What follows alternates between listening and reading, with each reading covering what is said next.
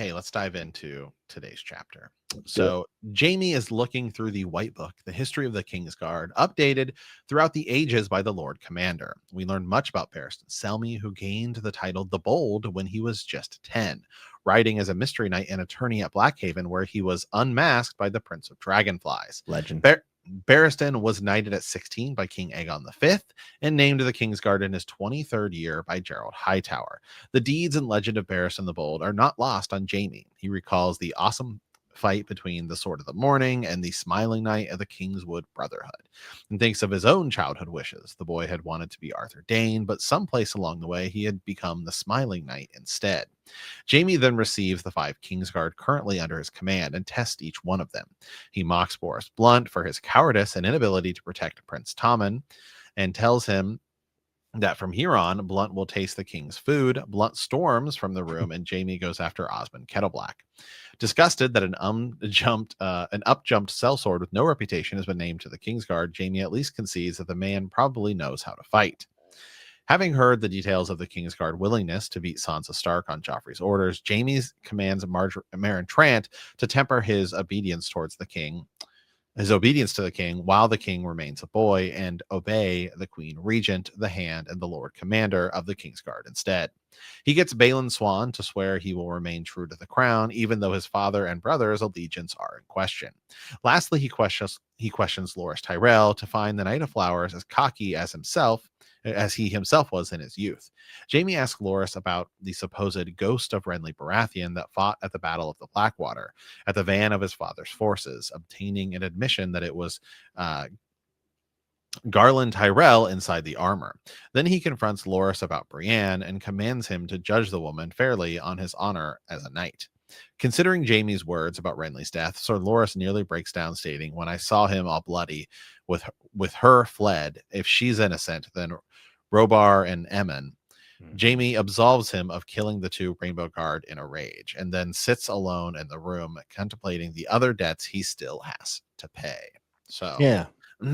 this is a fantastic chapter, by the way, which I did say earlier, because like we talked about, so much of the early part of this is him looking at the White Book while he's thinking about his own position, right? And then when he's talking to these other Kingsguard members, and he's lost his hand, and he's talking about like wearing the cloak and how it doesn't fit him right, and how it's so awkward now to have to use his sword from his other hand, and how it just it sits on the other side of his body. And he's also now the Lord Commander, which he wasn't before. Like, he went through a lot of transformation. Like, he's coming back to this new position that is actually an even more difficult position, and he's at a disadvantage by not having his hand. So, when he probably imagined that he would be Lord Commander after Barristan died, I think it's pretty obvious he would have been the one to take over that role. He probably imagined that he would be, obviously have both of his hands, and he'd be like a true gallant hero. But nope, not exactly. Kind of like, be careful what you wish for. Yeah, it seems like people going out and doing good things for their Lannister name gets them nothing. I mean, Tyrion wins the Battle of Blackwater. Jaime obviously was, whooping up on Robb Stark for a good while there. But when you come back, you're never going to get your due. Also, dude, this is like the first time we ever see Jaime kind of politic. Like a little bit of his dad comes out here. Yeah, he has to politic a little bit, play the Game of Thrones, because we haven't certainly had those internal monologues of him until now. Yeah, no, yeah, because he's been on the road. We just started his POV. Yeah, and I think it's really cool whenever he kind of absolves Loras, and I would almost argue with the wiki's wording there, because Jaime actually thinks like, I'm lying, like basically I'll tell him this so he can continue to function. Yeah, because Loras should not be absolved of the 2 murders that he committed. Well, and Jaime knows. Yeah, and everybody has a secret in this chapter, And the other thing is, Osmond Kettleblack, Jaime doesn't know this, but we know this on a reread. He's hooking up with Cersei right now. And Cersei's not talking to Jaime in this chapter. He says that Cersei has not touched him and stayed far away from him since they did it over Joffrey's corpse, which was pretty weird. Yeah. Yeah. honestly, I kind of forgot about that. I've read these books a lot. I think I blocked it out of my mind. Well, it's different than in the show too, because in the show, Jamie kind of like takes it and she doesn't want to. In the book, we don't get Yeah. enough of the thing to see if it's something that, which maybe that's what George intended originally, was that it was Mhm. Jamie kind of like forcing himself onto Cersei a little bit, and Yeah, because maybe we're in that's his why head. she's not talking. But yeah, it is. Oh, Matt, that's a great point. Yeah, Hmm. because that's, we do see that in the show, but maybe because George was still writing for the show at that point. Yeah. So maybe he was like, actually, this is kind of what I was like hoping people would get out of this scene. I don't Huh. know. I think the only thing that would make it a little hard is I do remember Cersei, like kind of getting into it towards, but maybe Right in the maybe Jamie's lying. right. That I like that. That's a really good point. And so we have a secrets from a lot of people. We have it from Loris. We have a Jamie Kettle Black. You know who else has a secret in this chapter? He's not in the he's in the chapter, but he's not physically in the chapter. Is Barristan Selmy? Yeah. If I had only had more honor, Mm-hmm. or whatever the line is about honor for him. Right. And we've always wondered, like, what's he mean by that?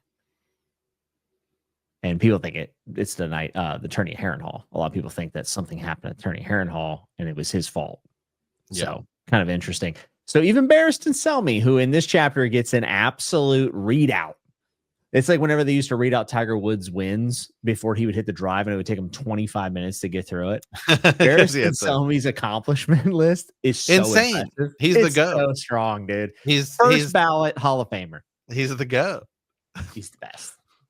Arthur Um, Dayne in this chapter too. Arthur, hey, and Gerald Hightower. Let's give him some props here. So some cool lines here just early on. So he looked around the round room once more. White wool hanging covered the walls, and there was a white shield and two crossed longswords mounted above the hearth. The chair behind the table was old black oak with cushions of blanched cowhide and leather worn thin, worn by the bony arse of Barristan the Bold and Sir Gerald Hightower before him, by Prince Aemon the Dragon Knight, Sir Ryan Wedwine, and the Demon of Derry, by Sir Duncan the Tall and the Pale Griffin Alan Connington.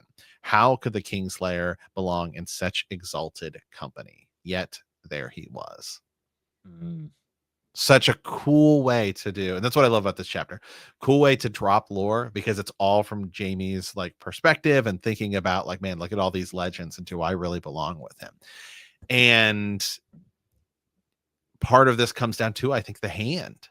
Like, would Jamie view this entire thing differently if he still had his hand? Definitely. We talked about him losing the identity of being a sword fighter in that moment, and then him trying to figure out, well, what the hell am I? And him coming back to the Kingsguard, I think, is also the first time we get him to almost subconsciously admit in his head that he cares what other people think. Yeah.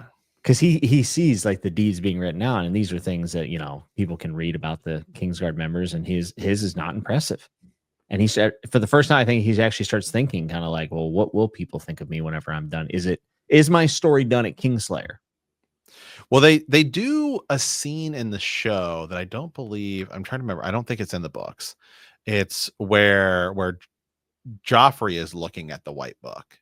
Remember that? And he's with Jamie. Yeah, I and think that's show only. I think it's show only. And he's flipping through and he's like, oh, Sir Duncan the Tall, his is quite long. Yeah. That's awesome. So I think they took like this scene and kind of embellished it back with, because it's obviously when Jamie comes back and Joffrey is still alive before the wedding. So I think they kind of moved that scene, some of this back there. But it is kind of a cool way to do it too, where he's like Joffrey and Jamie, I believe he says, well, yours is quite short, and Jamie says, oh, but there's still room for more. And that's kind of what Jamie. I have to go back and remember, because I think he talked about possibly dismissing it, because remember they fired Barristan, which is like, oh, that's like, I wonder if Joffrey like how can you protect me with your left? Yeah. I want to go back and watch that now because I can't remember. We should really go back and watch the Dude, show, but season 4 specifically, season 3 and 4. Yeah, that only we will rewatch. So Matt, do you think there's somebody out there who's a show only watcher who like remembers that scene and then they see the Dunk and Egg show and they're like, I remember that from season 4 when he read, you know what I mean? Like we had those moments as book readers. It's like how Joffrey spoils House of the Dragon. He sure does. Yeah, he sure does. Matt, also, this is kind of random, but I've had like interactions in the last like 3 or 4 weeks just from talking to people, whether I'm at golf or at work or something. I've had so many people, probably a handful in the last just couple weeks, who have, without knowing me and my obsession with the series, they don't know I have a pod, any of this stuff, right? Right. Bringing up like, have you watched House of the Dragon? It's so good. And I'm like, oh, I wonder if more people are watching it for the first time now. Probably, huh? It almost had me a little hopeful for season 3, Matt. Well, I'm telling you, dude, things are different when you stream it. Because right now, right. So I talked about this last time. Is like I started watching Yellowstone, right? And you started it? Yeah, I'm like 2 seasons in. Matt, last time you were like, I should watch Yellowstone. I said, no, you don't need to. And you're like, then I watched. And then you did it anyways. I did it anyways. Oh my god! And I mean, it's good. I don't think it's like phenomenal, like some of the, I know. My boomer, people like. I mean, but it's definitely good. But I've seen so much of it on TikTok. I was like, all right, I'll just pull the trigger.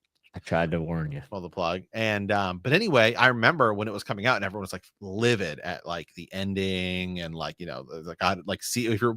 So there is something different of watching something season by season as opposed to it's like Stranger Things, right? They're getting ready for its final season and I'm sitting and we're all going over the theories and everyone's like, oh, this might happen, they might end it this way, and I do this, and we think about the wait, and it's like, dude, these kids were like, I mean, like kids in season 1, now they're like almost 30 and they're supposed to be like, in high school. Yeah, that is weird, isn't it? It's definitely kind of weird, but I am super stoked for the final season of Stranger. When does that drop? I think it's like in parts. So I think it's like November, December, January. Okay. Yeah. I do not have time to get caught up, so I will not be joining the hype train. But you've never seen it, right? I tried season 1. I didn't like it. Yeah, dude, I'm not like this. I'm not big on the 80s nostalgia thing. Yeah, it is. It's so good. A lot of people love that. I'm just not. I mean, the 80s is it's like part of it, but it's just so good. This whole show, it's phenomenal. I'll give it another shot. I mean, it's like top 5 shows for me. Yeah, but you watch Yellowstone. Yeah, but I mean, it doesn't compare to Stranger Things. Let's not get ahead of ourselves here. I don't mean to derail this too hard, but are you going to watch Breaking Bad creators' new show on Apple TV? Apparently, it's amazing. Well, I have to watch all of Breaking Bad. All era of it. Wait, you? Oh, okay. All right. I've seen some of it, but I haven't. Brother, as soon as I come out. But that's another show where I've basically seen the whole thing on TikTok, bro. And Better Call Saul. I've seen almost all of it on TikTok. It's so good.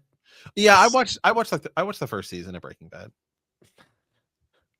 It's like saying that you ate the salad at the restaurant. But I don't criticize you for only watching this first season of Stranger Things. We're not. She's like, they're not comparable. Yeah. I mean, I was gonna say, like, I don't know, bro. People, let us know what side are you on.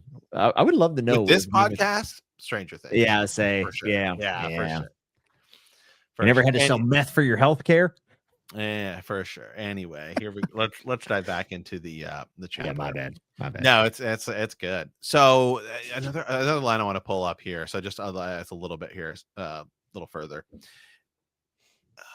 It seemed queer to him to sit in the Lord Commander's seat where Barristan the Bold had sat for so many years, and even queerer to sit here crippled. Nonetheless, it was his seat, and this was his Kingsguard now, Tommen's 7. Jaime had served with Meryn Trant and Boris Blunt for years, adequate fighters, but Trant was sly and cruel, and Blunt a bag of growly air. Sir Balon Swan was better suited to his cloak, and of course the Knight of Flowers was supposedly all a knight should be. The 5th man was a stranger to him, Osmond Kettleblack. He wondered what Sir Arthur Dayne would have to say of this lot. How has the Kingsguard fallen so low? Most like it was my doing. I would have to answer. I opened the door and did nothing when the vermin began to crawl inside. And this is where this is his thought right before he addresses them as the Lord Commander for the first time. The king is dead. My sister's son, a boy of 13, murdered at his own wedding feast in his own hall. All 5 of you were present. All 5 of you were protecting him, and yet he's dead. Damn. That's the So shakedown. good.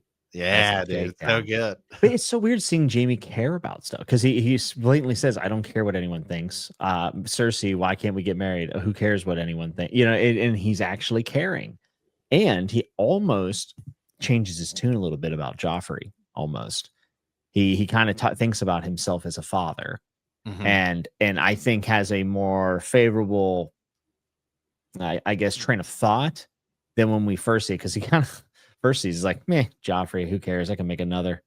Yeah. And this, he sounds a little bit more remorseful.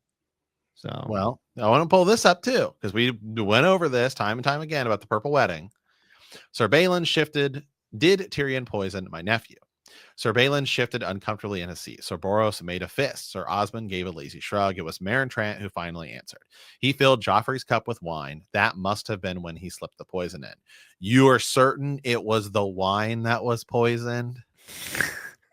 That is kind of a line, isn't it? I'm just saying. Okay. What else, Sir Boros Blunt? The imp emptied the dregs on the floor, but why but to spill the wine that might have proven him guilty? He knew the wine was poisoned, said Sir Meryn. Sir Balin Swan frowned. The imp was not alone. Then they talked about this. But Jaime just went through this entire thing about how these people are stupid and incompetent. And so what, we should now believe them that it was the wine? I'll tell you what, I think George wrote that in that way, knowing we'd be having this conversation right now. But then what does Jaime do? He doesn't make Boros Blunt Tommen's wine taster. He makes him his food taster. Confirmed. Confirmed. Just throwing that out there. I mean, that is a very specific sentence to throw in at this point in the story. I will give you that. Makes you wonder. All I'm saying is I got a lot of pushback on that. It was definitely the wine. We don't know that it was. It was the food that he was choking on. Oh my gosh. I mean, Jaime Lannister. He also says here, Loras says that the queen was drinking from the Night of the Flowers. Sansa Stark was the poisoner. You all forget my sister was drinking from that chalice as well. Sansa Stark was the only person in the hall who had reason to want Marjorie dead, as well as the king. By poisoning the wedding cup, she could hope to kill both of them. And why did she run afterwards unless she was guilty? Marjorie, did Marjorie get poisoned? No, she didn't. And she was drinking from the wine cup the whole night. Now, of course, it's like, well, we know that she pulled the hairnet and did that. Right. But it's only once the pie comes out. And I think that pie came from Moon Boy. Unless it was specifically to make it look like Joffrey was actually choking on the pie instead of the wine, and then everything just happened where Tyrion's holding it, and then but the real question ultimately was she trying to poison Tyrion? Yeah, we had that big that's the bigger part of it, not necessarily what did she poison the pie, because that was the whole argument, is like, well, if she was trying to poison Joffrey, then why would she poison Tyrion's pie unless you knew that Joffrey was gonna go? It's a bit flimsy, a little flaky, like the pie. The narrative is questionable. Yeah. I love that we have had weeks of talking about pie. I did. Well, Craster and pie. You come to the podcast for Craster and pie. We ask questions that nobody else is asking. That's the whole point. Hot pie. Is he connected? Okay. I can hear the YouTube short now. Jeez. Like Allison Sawarg. That was the best thing you've ever done. That is the best one. That and the freaking feet. What's his name? And I'm blanking on his name. What is his name? Loras, right? Loras, not Tyrell. Loras Hightower. No, not Hightower. It's he's of Heron. Is His brother is the guy that Ryan. his brother is the father of Rhaenyra's children. Loras, God, blanking on it. This is bad. This is a bad time for me to have to look. The Clubfoot. Laris Strong. Wow. Strong. How strong? There Wow. we go. Revoke our cards as fans. Jeez. I was fighting demons trying to think of that name right there. Well, all right. Let's just continue on here to make it sound like we actually have some idea what we're talking about. So here we go. Then you go a little bit further here. Sir Osmond Kettleblack laughed aloud at the Night of when the Night of the Flower smiled. Sir Boris Blunt took a deep turned a deep beet red. I am no food taster. I am a knight of the Kingsguard. Sad to say you are. Cersei should have stripped the man of his white cloak, but their father had only compounded the shame by restoring it. My sister has told me how readily you yielded my nephew to Tyrion's sellswords. You will find carrots and peas less threatening, I hope. When your sworn brothers are training in the yard with sword and shield, you may train with spoons and trencher. Tommen loves apple cakes. Try not to let any sellswords make off with them. You speak to me thus, you should have died before you let Tommen be taken. As you die protecting Eris, sir. Sir Boris lurched to his feet and clasped the hilt of his sword. I won't suffer this. You should be the food taster, it seems to me. What else is a cripple good for? Jaime smiled. I agree. I am unfit to guard the king as you are. So draw that sword you're fondling, and we shall see how your two hands fare against my one. At the end, one of us will be dead, and the king's guard will be improved. He rose. Or if you prefer, you may return to your duties. Dude. Baller move by Jaime. I mean, just like, bars. Doesn't care. He's like, okay, let's go. Let's see. Let's actually just see what happens. Dude, calls him out. Frig around and find out potentially. Yeah, Jaime still might have won, given how like incompetent these Kingsguard members are, and what we actually hear about, like what the Hound says. I also think that most likely Jaime's in better cardio condition. I think he just danced around the obvious moves that are coming. I think Jaime wins that fight. Go straight Braun against what's his name? Exactly. Or, we can't do this again. What is that guy's name?